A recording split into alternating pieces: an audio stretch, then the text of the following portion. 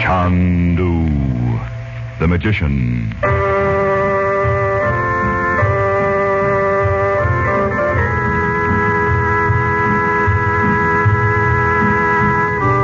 Good evening, ladies and gentlemen. The makers of White King granulated soap present for your enjoyment Chandu, the magician. Before our play begins, we would like to take a moment, and I mean just a brief moment, to say something that will help those who have clothes to wash. Our suggestion is that you use White King granulated soap. Put White King in your washing machine. If your husband happens to do heavy, dirty work, if his overalls and jumpers and work shirts have made you work and washing trouble, you'll not only like what White King does, you'll say, I love that soap. And your hands, the hands you'd like to keep young and lovely, how kind White King will be to them. The only hands you'll ever have. And listen, save White King box tops. You're going to want them for something you're going to hear about on this program. Well, the moment is up. Now, on with Chandu, the magician.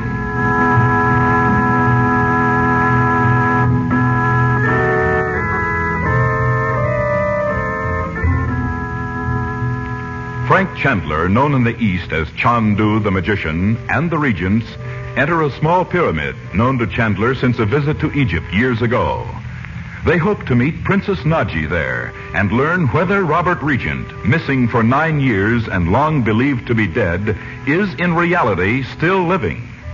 As they walk through the echoing stone passageway leading from the entrance, Betty is stopped by Abdullah, the storyteller the regents had first seen in a Cairo bazaar. He whispers that he can give her news of her father. Frightened, yet fascinated by this stranger out of the desert who has told her he is a prince in disguise, Betty promises to meet him in the gardens of the Mena House, the hotel near the pyramids where they are now staying. Now, after dinner, Betty sits with her mother in the hotel lounge, awaiting Chandler's return. Chandu, the magician.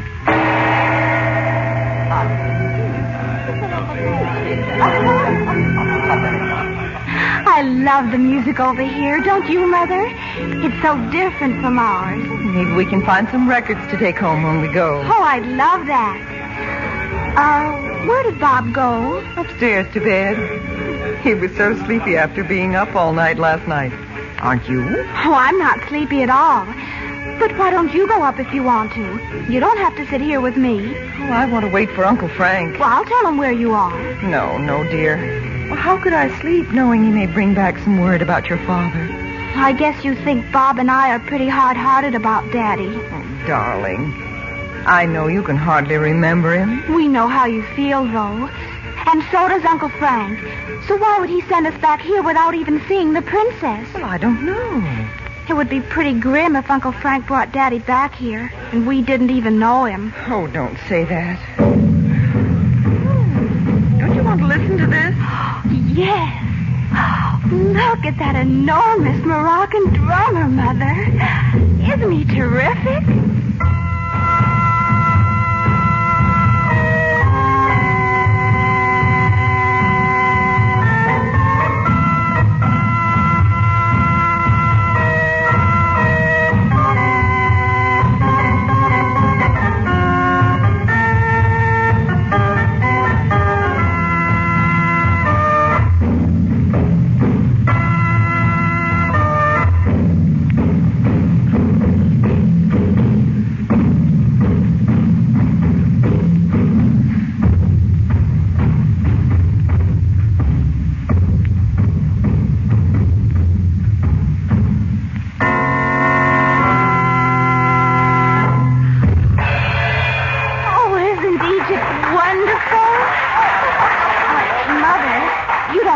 Go out in the garden for a while, do you? No, I suppose not. When I was your age, I'd have been fascinated by all this, too. I won't be long. It's just... I know. If anyone speaks to you or annoys you, there are servants within a few feet. Call one and come back inside. All right, Mother. Don't go outside the grounds, dear. I won't.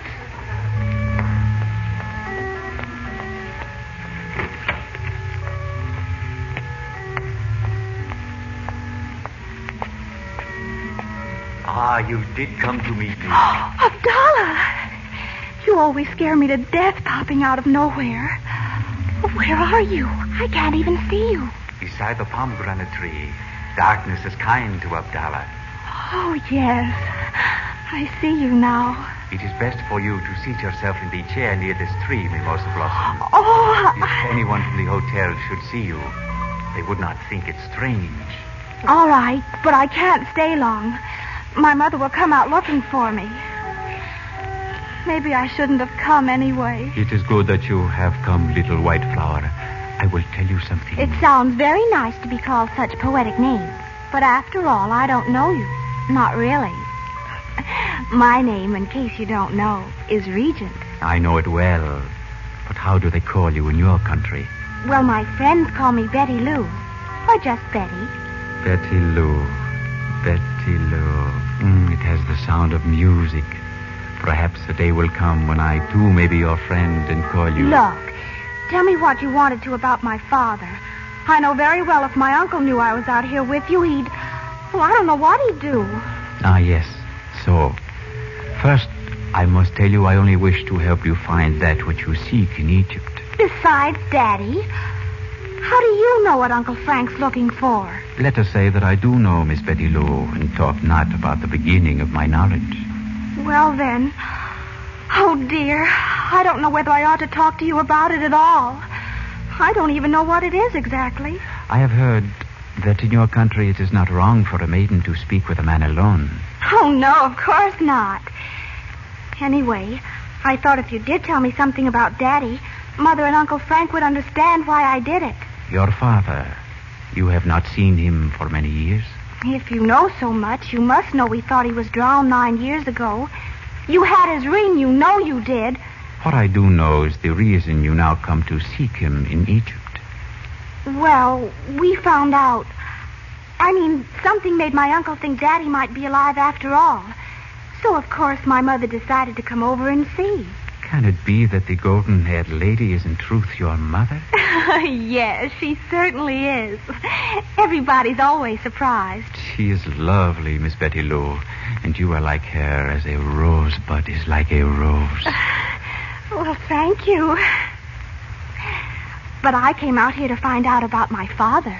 But in truth, you cannot reproach a prince if, after months of wandering about the bazaars in the dress of a poor Arab, he beholds beauty and dares to admire it. Are you really a prince?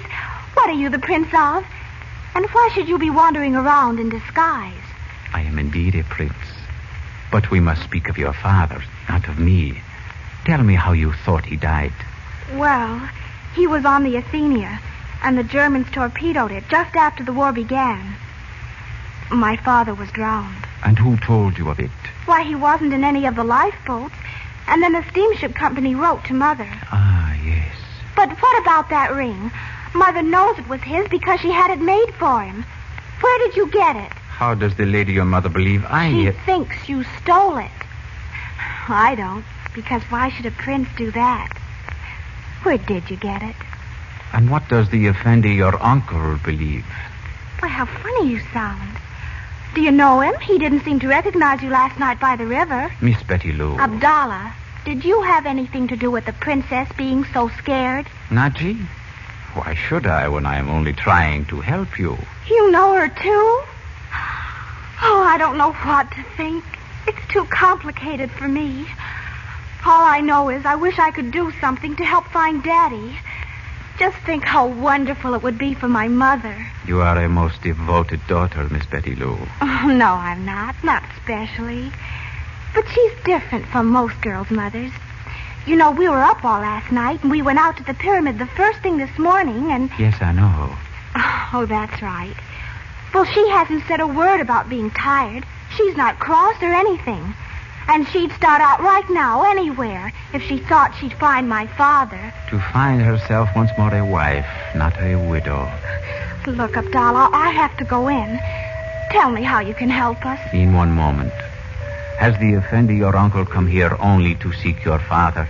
Or is there something more? I ask only that I may serve you, Mimosa Flower. Why, Trust me, Miss Betty Lou. Would a prince betray the secret of a friend? Oh, no, I'm sure you wouldn't. Or why would you go to all this trouble? But you see... Still, you do not believe. It is the sorrow of my life that I must walk where no one understands. Nowhere is one who believes in me. Alice, and that such loneliness may never be yours, little white rose. Oh, Abdullah, it must be dreadful. But you know it wouldn't be right for me to tell you. Uncle Frank made us promise not to. I do believe in you. It's not that. Then there is something more in the mind of Chandu than the finding of your father. You said you already knew that. It is the drawings and perhaps something more. I can't tell you, Abdullah. Please don't think I don't appreciate your wanting to help us. Bismillah, so be it. Maybe when we've known you longer, Uncle Frank might tell you himself. Especially if we find my father. So tell me about him. You would come with me? What? Where? Into the desert. Is he alive? Really? I do not know your honored father's face. But you do think it's my father. Why else would I have come to you? You mean you want me to identify him? Because if that's it, you could take my uncle. He hasn't seen him for a long time, but he'd know him. I'm sure he would. You have seen for yourself that your uncle will not trust me. I have nothing to make him know I speak the truth. Yes, you have. That ring. Abdullah, if you expect me to trust you, why don't you trust me about that? It is because of the ring I dare to ask you to go with me, Betty Lou. You alone, with a heart of innocence, have listened and believed. But don't you see... When you have brought your father to those who love him, your mother and Chandu will forgive this secrecy. Oh, yes, I know they will. But you don't want to go tonight. I know I couldn't do that. Tomorrow? Yes, that's it. My uncle is sure to go out to the pyramid again. You know this? Well, not for sure. But there's something about that pyramid. Something secret, I mean. He's been there lots of times. Anyway, if he found the princess today... Oh, it'll be all right. And you will go with me? Yes, I will. Then listen well, little white rose. You will pretend an illness and remain here at the hotel. I will come for you with warm clothing for the desert, and then...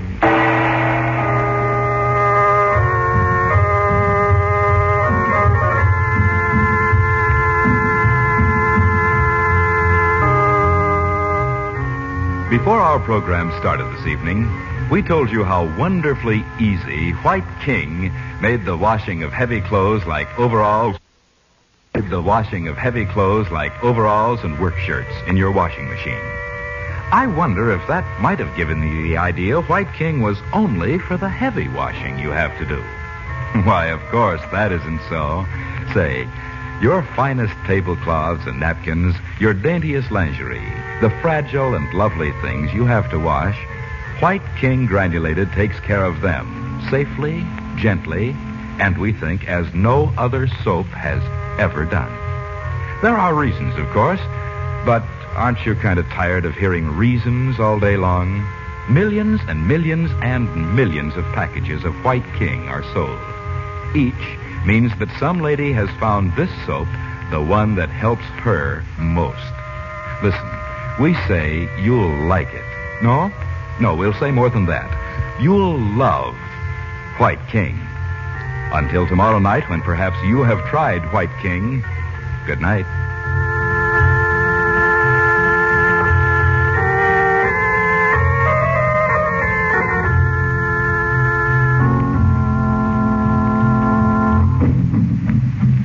Chandu the Magician is presented for your enjoyment every weekday evening.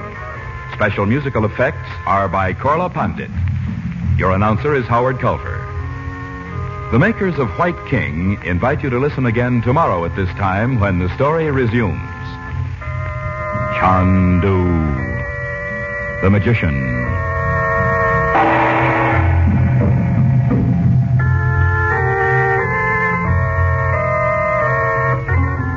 This is the Mutual Don Lee Broadcasting System.